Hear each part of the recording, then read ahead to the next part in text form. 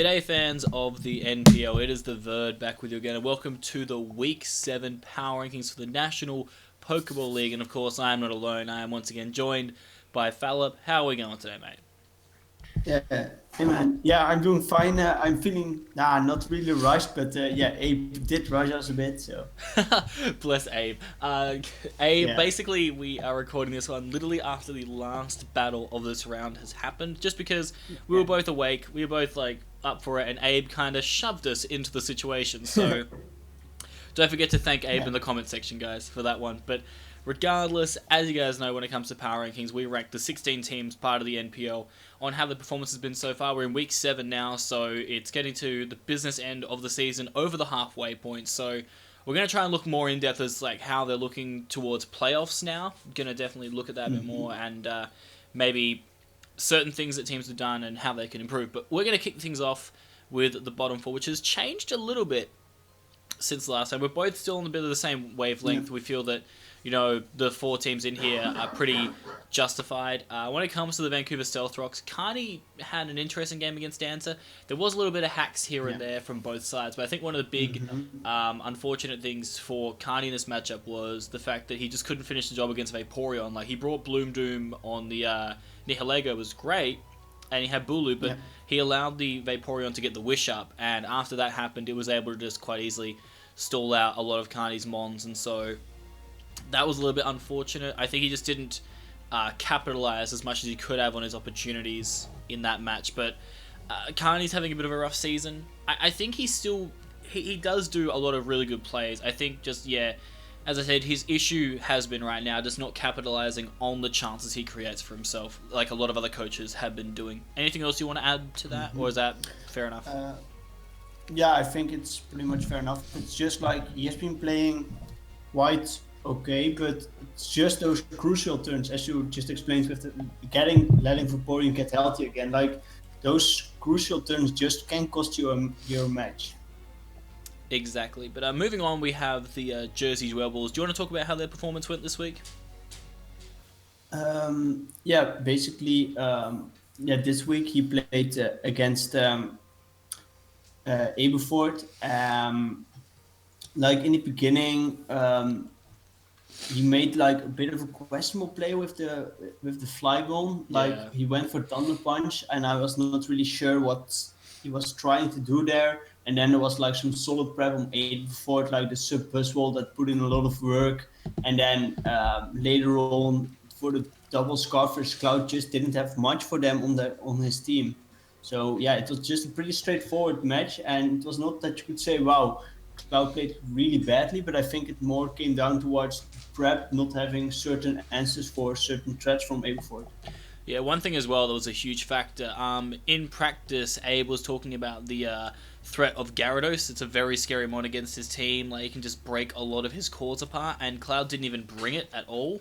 So I'm not really sure why, but it just seems like it would have been a really good mon in this matchup. The other thing was that Scarf Circuitry was a seriously big threat, and his only real way to stop it from just Thunderbolt spamming against his team was Flygon, and he let Flygon go down quite early in the game. So just a couple of decisions, maybe that in the long run, I don't know if he was thinking long term when he made the decision, but I also agree the Thunder Punch play was interesting. I understand that he brought Thunder Punch for Gyarados plus Pelipper, but in that matchup, I would not have clicked Thunder Punch against any Pokemon that Aberforth had, but that's just... yeah, that's how it is. But moving on, we have 14th, which is the Chicago Bewares. Razor has been on a bit of a slump lately. There's no real, nice way to put it. He's just been struggling a fair bit with his last few matches. And it's just... it's really rough to see, because Razor is not a bad battler by any points. Don't let him constantly spamming in the chat saying he's bad be the justification that he's actually bad. He is not a bad player at all. I think, this is a really good game as well, to be fair. Like, yeah, he made some misplays, but the match against Moxie was actually really good. I don't know, it's just rough to see it, because I think what's happening, and it's happened with a few other players in the past in this league, is that when they just can't get some of their results together, it just really starts to affect them, and it's almost like they get put on tilt. Like, I've been on tilt many times on the ladder, And it's just really frustrating because it feels like you're doing everything right, but then nothing's going right in the game. And it's just very frustrating and very detrimental. But I think next week he's got a really good chance to make things work. He obviously has a matchup against Danza, which I think will be like a really good game, to be fair. And could be a really good chance for him to get another chance to win, because I think he still has a chance to really bounce back in his division. Like, it's looking a little bit bleak, but I genuinely think Razor does have a good chance to move himself back up. Do you feel he's got that chance too? Yeah, I think definitely there's still quite a lot possible for him. Like, and definitely, I think at least no relegation this season is like, I think is the main goal for him. And just I think get some couple of wins again and just finish like somewhere in the middle. And that's like, then it was a nice season. And to add on to what you just said, it's quite funny because we had quite a lot of anticipating matches this week. But for me, the Braviaries versus the Bewares was maybe even match of the week because it was just so down to the wire. And to also transition a bit into our number 13, which is the Braviaries. Like, I watched that match live and I was like, wow, this, like, the concept of his team with the trick room, I found it quite cool and effective against Razor's really speedy team. And then at the end, I thought, okay, Heliolisk is just going to clean up. Razor wins, and then Gustav Donphan out of nowhere with that Earthquake just kills off the Heliolisk and getting him the narrow 1-0 win. Yeah, I was really, it was a really great game. Yeah, I think that was the one big misplay that Razor made, was leaving Helio in against the Donphan. I think sacking off, I think it was Coco that was still around at like 20% health. I think sacking that off would have been better because a full health Helio had a better chance of taking a potential sucker punch. I think it was Bishop that was there. I'm trying to remember. It was basically full health Helio was a lot better than 20% Tapu Koko at the end of that game.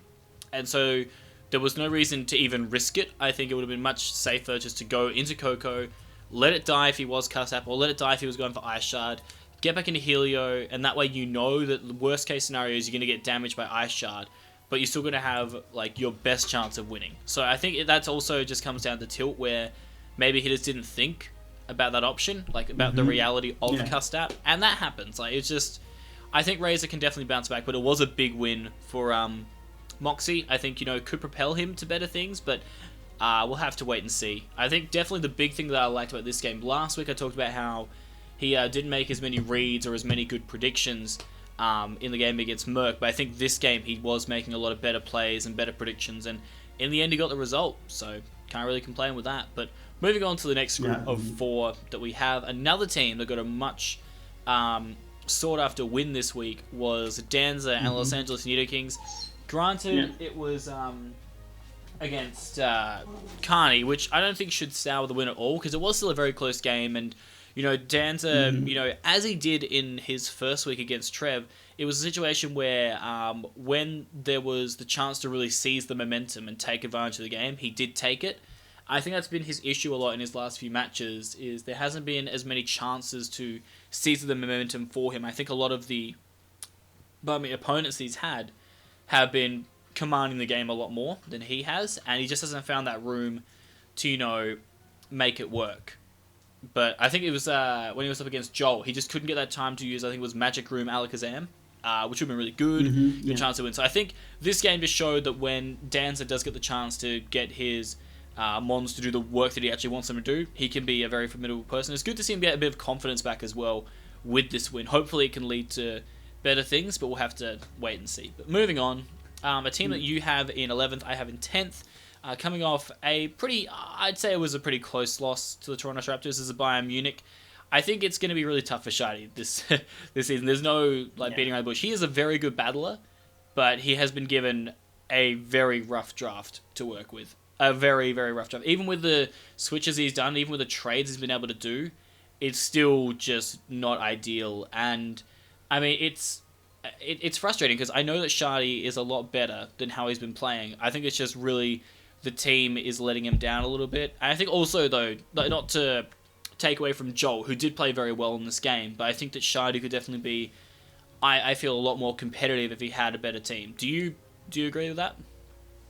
Yeah, fully, because like Shadi in the whole draft league format, everyone knows Shadi is just a guy that is really good but can't win a championship. But like he had an impossible task this season due to the team he got. Like yes, he had trade potential and free agency, but like the things he could offer, nobody really wanted them, and he only had limited free agents and just not yeah, the synergy he wanted, not all the monsters that he liked. So it's definitely a rough season. I think for him, it's just getting a couple of more wins, stay out of relegation, and then next season, I assume he will stay in MPL and he will draft his own team and he will perform a lot better and be a playoff contender. Yeah, for sure. I, for one, really hope that he does come back next season. I think he's been really good for the community as well. He's fit in like really nicely, and he's just a good guy. Like on the field, off the field, he's just a really good guy, and I'd really like to see him and Turtonator back next season. Still can't believe he dropped it, but I mean, then again, I kind of said I was kind of one of the people that said Rapidash would be good, and so I guess you can blame me. Hashtag blame Verd in the comments. But anyway, moving on. Just going to quickly go to number 9, just because I obviously have the Brave Arrows at number 9, and you have the Sunflorers, and we both have them in different positions. So I guess what I'm curious to know is why you feel the Sunflorers' loss this week against the for Alligators was potentially, I guess, better than the Brave Arrows' loss to the Butterfrees, and I guess Bayern Munich's loss to the Staraptors. I think that was like Ape me being rushed by Ape, and just when I made the rankings, I saw both had quite a big loss, so I just kept them similar to last week, like Riz above Trev. But I think it's for now really debatable because like Trev's loss was a big loss, but it was like that one turn where the Scarf Steel would have just killed Thunder's Eye, and we would have had an entire different match from there. So we don't really know what otherwise would have happened. And for Riz, that match just like 1 hour ago so happened, and it was kind of back and forth, but there were some misplays by Riz, like maybe he was just not doing the extensive calcing, not thinking a few turns ahead, and just a little bit unfortunate hacks, and all those factors combined led to his demise. But I think standing-wise, Riz is in just a little bit of a better position. I think doesn't really matter much. They are both 3 and 4, I believe, but and differential-wise, it also is not. It's really close. Yeah, okay. So the reason why I know that Riz is performing better currently than I think Shardy and Trev potentially, but the reason why I've got Trev up in 9th, I guess, is because I really enjoyed the way Trev played in this game. I think this season Trev has been very up and down. Compared to how we've seen him in other leagues or even in the NPL last season, he has been very, very up and down. But I think he's starting to, get the hang of what he's doing. He brought a really good team. It's always going to be tough when you're going against the number 1 seed. Like, it's never going to be an easy game, but I feel his prep this time was really solid. I think he played it really well. And like you said, he got very unfortunate. If he hit that Stone Edge, completely different game. And we said that with, who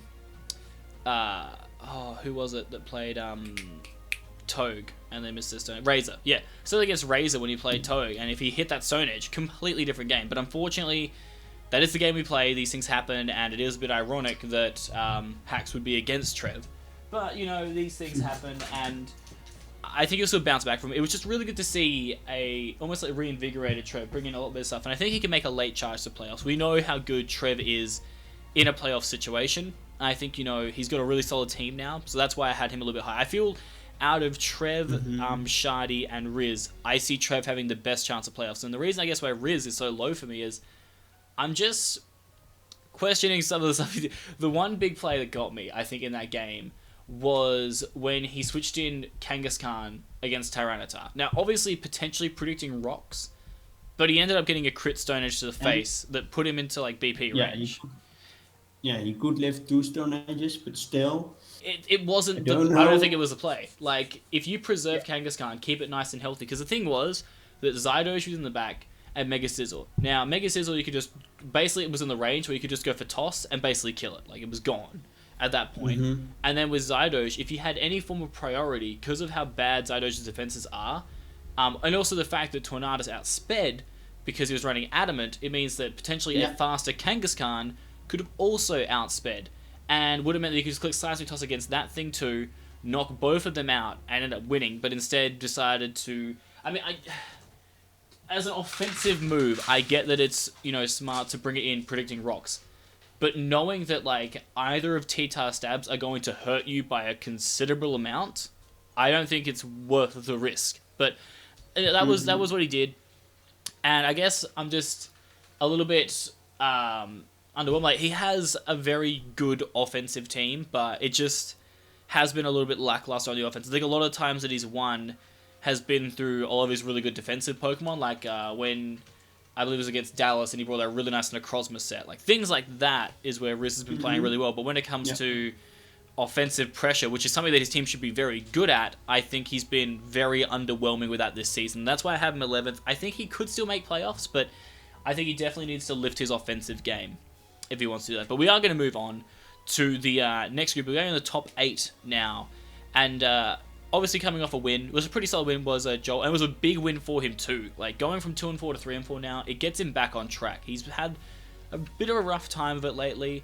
I think he played really well against Shardy. Obviously, he had a really good matchup and played around a lot of Shardy's threats really well. Was there any certain plays you felt he did really well?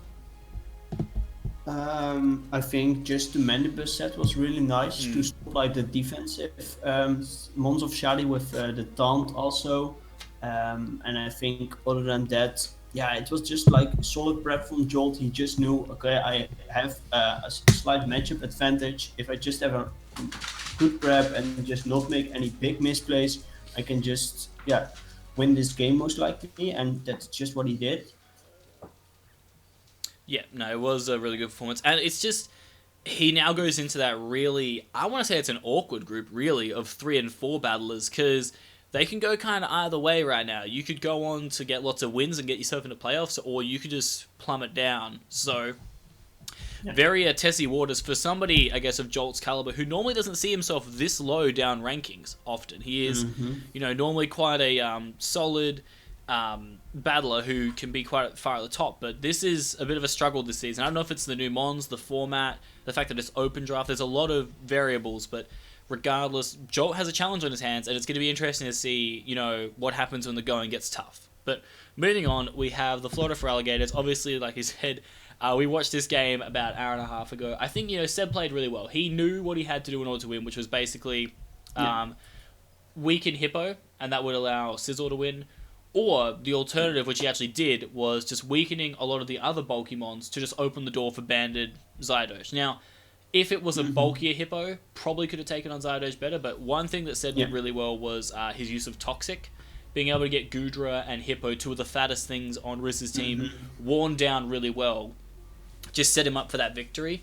He also, Riz made a couple of odd plays here and there, but I think there was also a bit of hacks either way. Obviously, Seb missed a Toxic, but at the same time, Riz missed an earlier Power Whip that killed Raikou and meant that Serena wouldn't have died, which was a little bit unfortunate at that point, but I don't really know how much work Serena was realistically going to do in that game, especially with Mega Sizzle still back. Maybe it could have been a potential Zydosh, a switch in at least 1,000 arrows would have been nice at that point of the game, but the other thing that Seb just did really well was he used the fact that other than Hippo, the thing that was really good about the Toxic 2 was that he coupled it with T-Tar's Sandstream. It's just a lot of damage piling up over turns, and although Hippo obviously doesn't get affected by the sand, things like Goodra were getting worn down very easily, and the other big thing that was getting worn down very easily was the Life Orb Tornadus. Being able to take Life Orb plus Sandstorm every turn that it was coming in allowed him to just open the door for Scizor at the end to pick it off with Bullet Punch. I think, if he wasn't able to get that damage off, it probably wouldn't have led to the KO, so that was just really solid on Seb's part, and another solid win for him. I think he's now 5-3, if I'm not mistaken. I think not 5-3. It's week 7. Is he 5 no? No, he's 4-3. 4-3. Yeah, I don't know why I was saying 5-3. Yeah. Maybe I'm predicting the win next week. Yeah. But I think this was much better from Seb. The last 2 weeks, he's definitely lifted his game. But Moving on to the team that we have both taken from second down to sixth, which, okay, this may seem a bit harsh, but do you want to kind of explain to the people why we've dropped him? Yeah. So I think it's a few facts combined. Like last week, he still put out a win.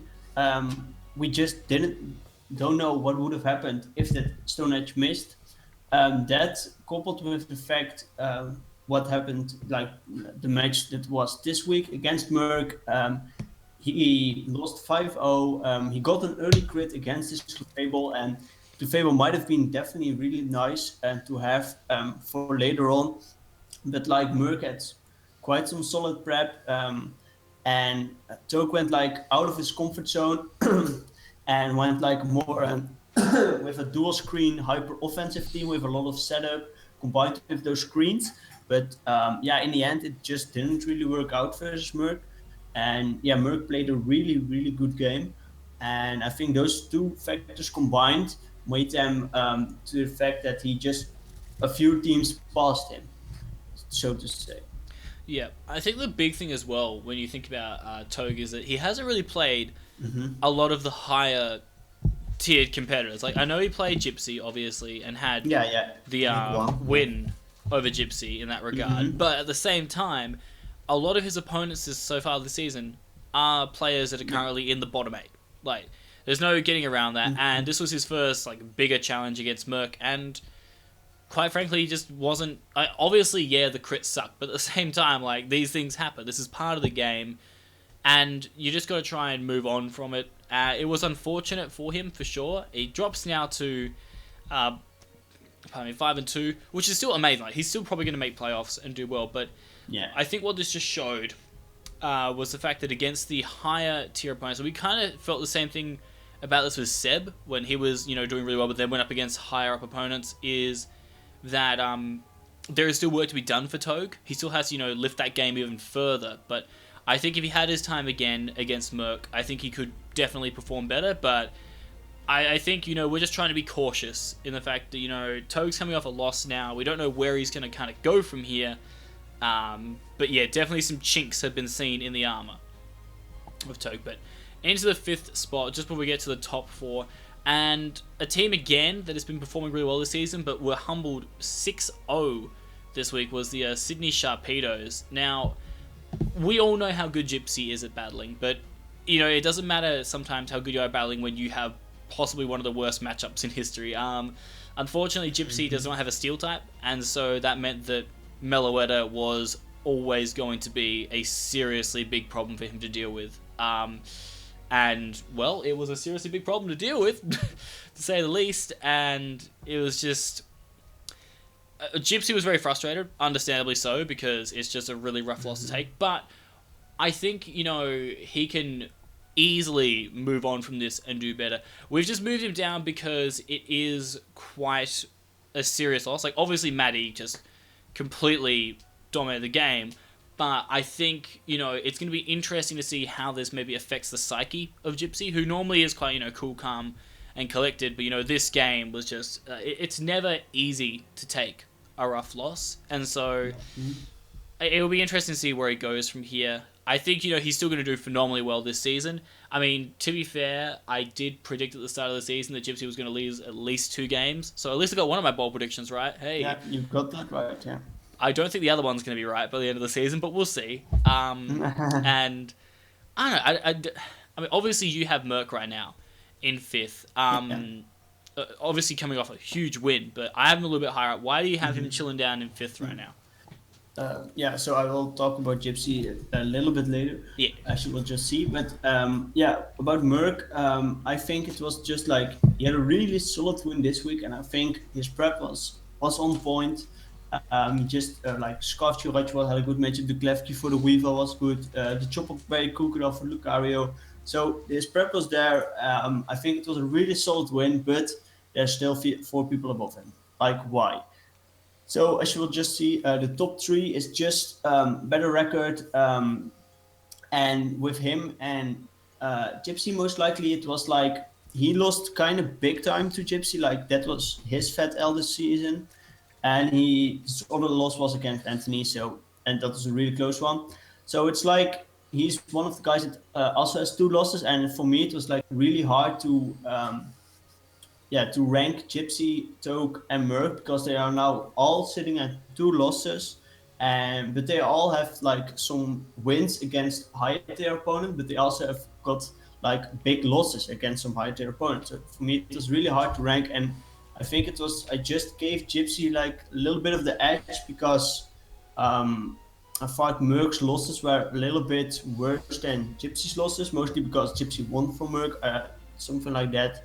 But basically, for this week, there was like nothing bad about what Merc did. I think Toke might not fully agree with this in the sense that Merc maybe trash talked Toke a little bit too hard, but I think Toke can handle it.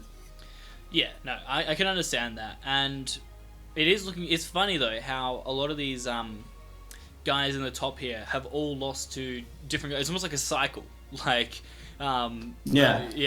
like Gypsy lost to Toge, and then he just goes around the whole. It goes around with those 3. Yeah. Which is like it's good too because it shows that like it is incredibly competitive still, and that's probably the best part about it all.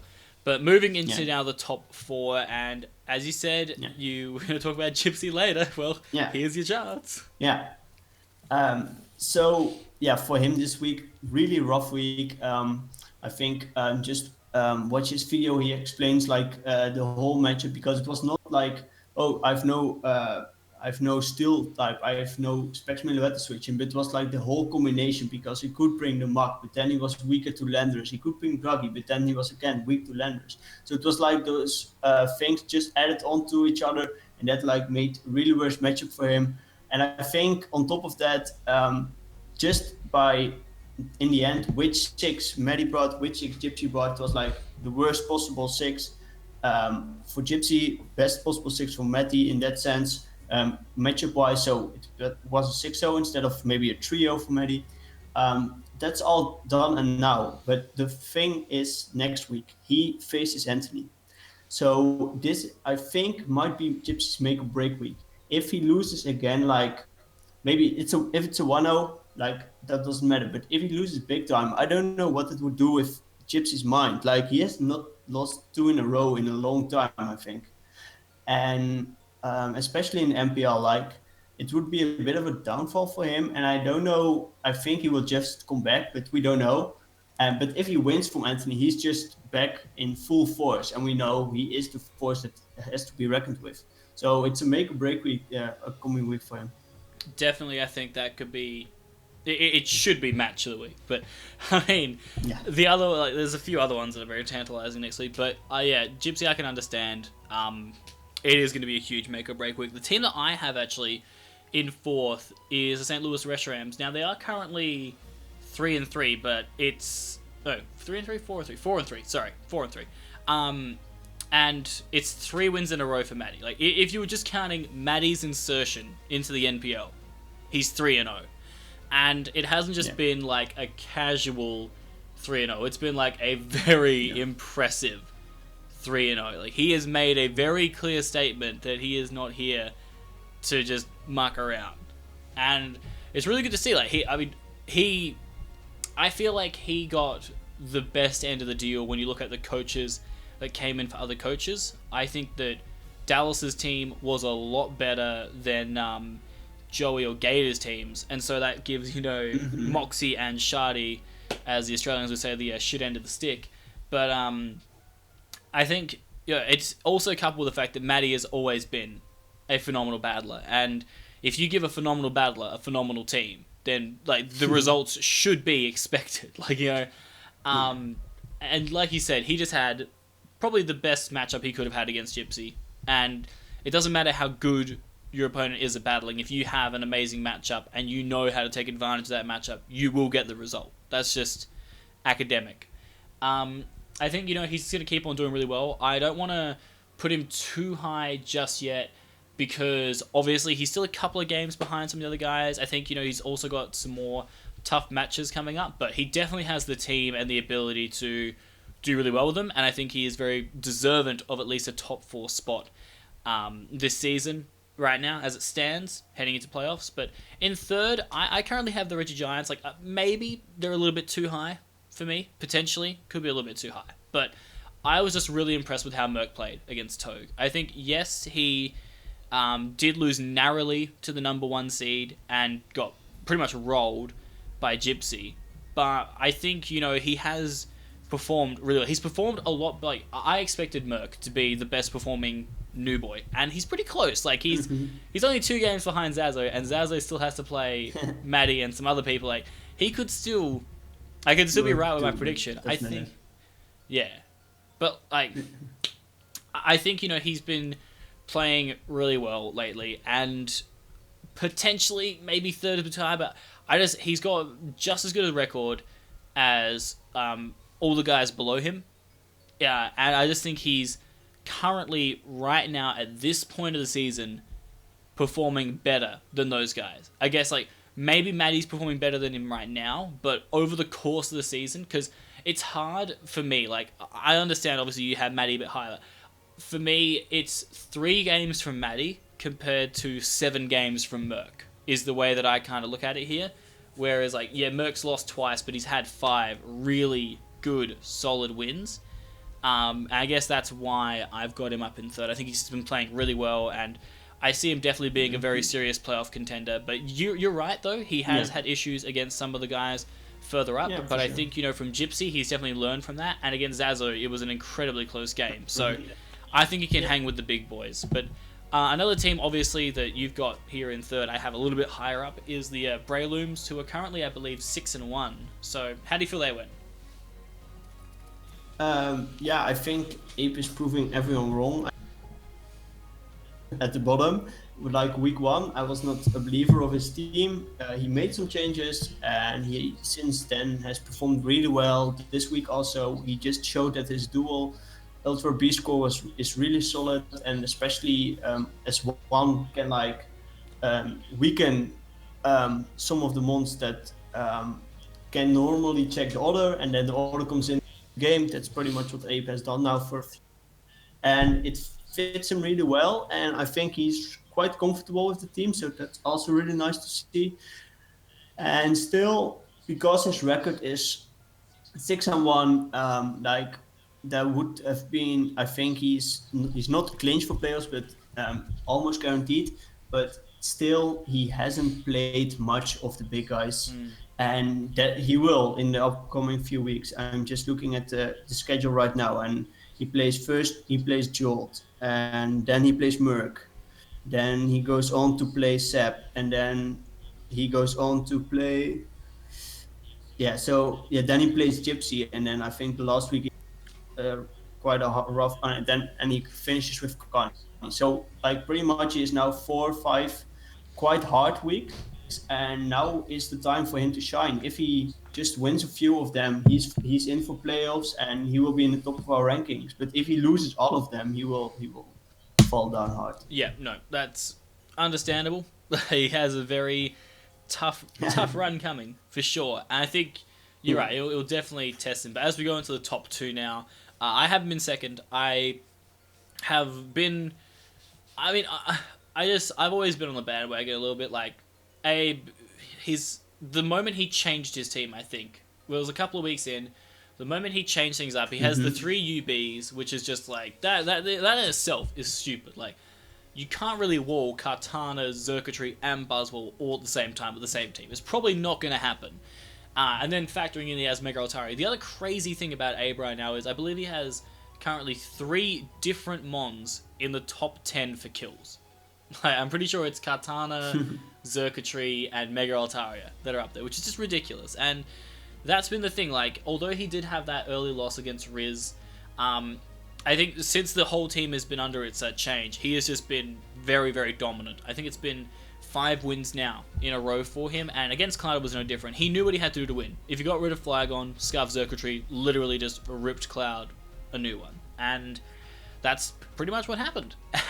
He sticks to a really good strategy. He is also, like you said, that kind of player that I wouldn't necessarily say it's rushes his plays, but likes to get them over and done with very quickly. Like, he calculates what he needs to do quite quickly, easily, and then just gets it done. compared to a lot of other guys like, say, Razor, who will take a long time to think through his plays before making them. So I think that may just come from potentially like doing Showdown and Wi-Fi, where it's like you have that limited time where you need to make that play, compared to just constant League format where people don't generally start the timer on you. They let you have the time if you want to think. So that I don't think is that much of a flaw. I think he has been playing really well, and the results do speak for themselves. Like, I don't think he has gone up against a couple of potentially tough opponents, but you're definitely right. The upcoming fixtures are going to be massive. I think he's got a good chance against a lot of these opponents, especially if he's going up against Gypsy following that loss potentially to Zazo, where it's Gypsy being 0-2 after a couple of weeks. That would be a big chance for Abe to capitalize on that potentially, but also going to be very tough because then Gypsy's coming in with like something really to prove. So I think that he should still make playoffs. I think he only really needs to win like 2 or 3 more games. He's pretty much locked in to playoffs. So I think that he's got a couple, like there's 1 or 2 maybe wins there that should be wins for him. I think the matchup just very much is in his favor, but I think Jolt next week is going to be a very good game because Jolt is not exactly on the top of his game. Abe, I believe, has a good record against Jolt too, so I can see it being a very good game, but I'm not going to babble on about that anymore. Let's go to number 1, which is obviously still the Lizard King coming off. I wouldn't really say it was a dubious win against Trev, because, like, I don't know, the Stone Edge miss did suck, but again, it's a situation like with Razor versus Togue. There is no definitive way where you can say, if that Stone Edge hit and killed, that the match was, like, pretty much decided. There's so many variables, because it could have completely changed how they played. And that's the thing with hacks, is that it completely changes the way that players go around their battles and how a battle is dictated. And so, although Zazo was lucky, I think, he would have, then gone and made his next best possible play at that point of the battle. And obviously 7-0 right now, can't really fault him, but obviously, like you said, next week, big challenge. Gypsy King is going to be a very, very tough game indeed. How do you feel he stacks up in that matchup?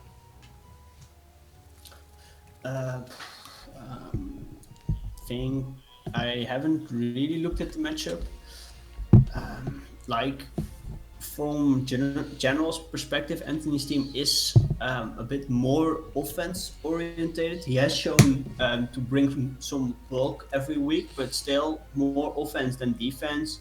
Gypsy's team is like a really balanced team, and we all know that Gypsy likes more of a balance to defensive play style, while Anthony likes more of an offensive play style. So I think it's definitely interesting. I think if we look at the past, which can't really reflect the now, but still Anthony has more wins over Gypsy than the other way around. So who knows? But yeah, I think this will definitely be a great one. I think Gypsy might have the slight edge in the sense that Gypsy really wants the win more than Anthony wants, in the sense that, yeah, he's now a rough loss. He wants to prove himself again. He wants to show them that he is the previous champion and still is one of the best guys. And Anthony is 7-0. He knows he is in a solid spot for playoffs, and he just has to find motivation to perform really well every week and still be on top of his game. So yeah, it's really hard to say. Couple of things to point out also is that Anthony recently did a trade that I'm sure would have been mentioned in the podcast, where he and Shardy traded Gardevoir for Silvally. So Silvally is going to be an interesting. I think it's a good addition to his team, although he does lose a fairy. Like, obviously he can run Silvally fairy, but I don't think that's a very reliable fairy type. So could be, like, defensively speaking, interesting. Also offensively speaking, because the fairy offensive typing is very, very strong. So losing that is a bit interesting, but I'm sure there's a method to Zazo's madness. The other big thing is, as we mentioned earlier, Gypsy does lack that steel type, which does mean that Kieran Black is going to be very annoying to deal with. Obviously, he does have Gardevoir plus Alolan Muck potentially, but I mean, also Uxie, maybe, but other than that, there is not a lot that comes in on just an Ice Beam in general. Like, Ice Beam plus Earth Power or Fusion Bolt just blows away Toxapex, so there is that. So it'll be interesting to see how this match goes. I'm very excited for it. I think that, these are two players who are battling like Gypsy, although he lost, is still playing very, very well and has a very good team. So I could see it being a fantastic battle. But that is going to do it for rankings this week. Thank you again for joining me, Phalop. Do you have, I guess, we're over the halfway point of the season now. Mm-hmm. Who do you think has been probably the biggest surprise pack of you? Like the team where you did not, like obviously you talked about the Braves earlier, you did not expect them to perform as well as they have. But are there any teams maybe that have performed not as well or have performed like above expectations for you so far this season? Yeah, so above expectation, I think I already said the Braylooms for me, definitely. I think the other teams we are now currently like high up, I definitely expect them to perform really well. I think one of the teams that performed a little bit like not that great, like everyone would say Trev, and I think that's definitely fair to say because Trev has been a really great contender the past few seasons. I think other than that, I hope that Denza would have come back a bit stronger. I know last season was a bit of an off season. I thought new gen, he had to get a bit familiar with it, but I thought he could definitely get right into it. But he's a bit out of it, I felt. So that's just a shame. Yeah, true. I think probably the big ones is Abe, Trev, and I think the other one I'm just going to throw into the ring is Razor. On I guess maybe the negative side of things, I felt the Razor had a really good draft. I felt he was in a really good headspace. He started really well, and now it's just he's just got to find his mojo again. I think he has a really good chance this week as well to get a win back and get himself in a really good spot. It's going to be a really good game, I think, Razor versus Danza. Definitely, guys, check out all the games that happen, and you can check these out by going subscribe to every one of the coaches' channels. Also, feel free to go check out all the analysts that are part of the NPL as well, and if you haven't already, please subscribe to this channel, like this video, drop some comments down below as well, letting us know how terrible we are at power rankings, because we always love hearing that sweet, sweet criticism. But that is going to do it for us, guys. We will be back next week with more power rankings, but also keep on this channel, check out the podcast. It normally comes up before the rankings each week for you guys to enjoy. But anything else you want to say before we go, Phalop? Anything, man? No, not really. Abe, I hope you enjoyed. Yeah. This one was for you. Yeah, thanks, Abe. We really appreciate you shoving us into this. But that's gonna do it for us, guys. This is Verd and Phalop, and we out of here.